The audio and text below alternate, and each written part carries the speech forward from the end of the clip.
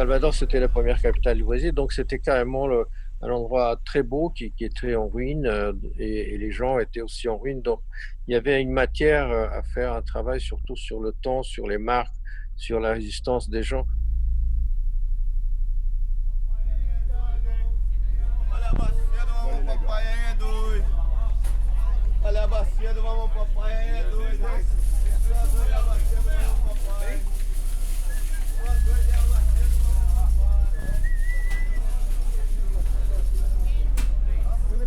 Quand il arrive à Bahia, il voit le quartier du Pelourinho, le quartier du Petit Pilori, qui était donc cet instrument de torture qu'utilisaient les grands propriétaires terriens, les grandes plantations sucrières du Brésil colonial pour punir les esclaves. Et donc dans ce quartier qui est devenu lépreux, qui est devenu le quartier des prostituées et qui est à l'abandon, il trouve toutes les textures. Finalement, chez Miguel Río Branco, il y a toujours un intérêt pour la cicatrice, pour la blessure. Et donc je pense qu'il trouve dans ce quartier du Pelourinho ce caractère cicatriciel qui l'intéresse, comme une peau, ces bâtiments qui sont rongés par le salpêtre.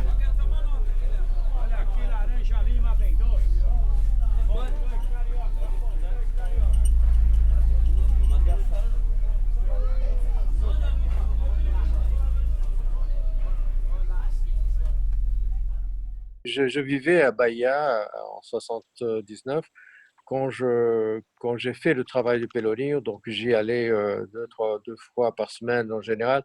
Je faisais des portraits, les gens me demandaient d'avoir des portraits, donc il y avait un échange dans ce côté-là.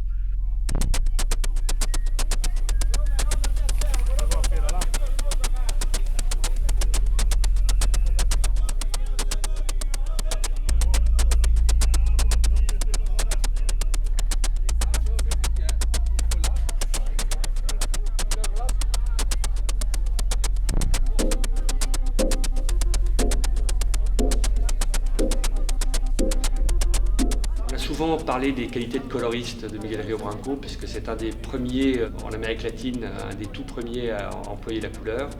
Et une des choses qui est frappante, je crois, c'est que la couleur n'est évidemment jamais le sujet de Miguel Río Branco, et que finalement, ces images sont assez monochromatiques. Il y a toujours une couleur qui domine et qui envahit l'image.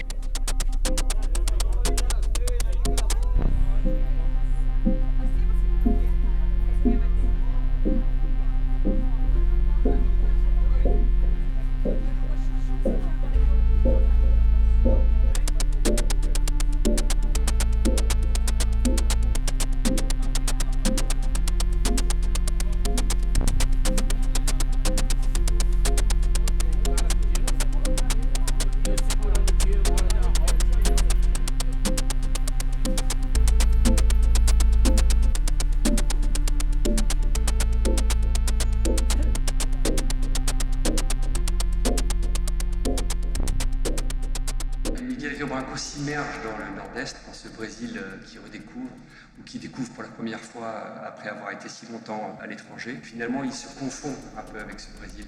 Il a souvent d'ailleurs parlé de ça dans ses entretiens. Il se confond avec ces chercheurs d'or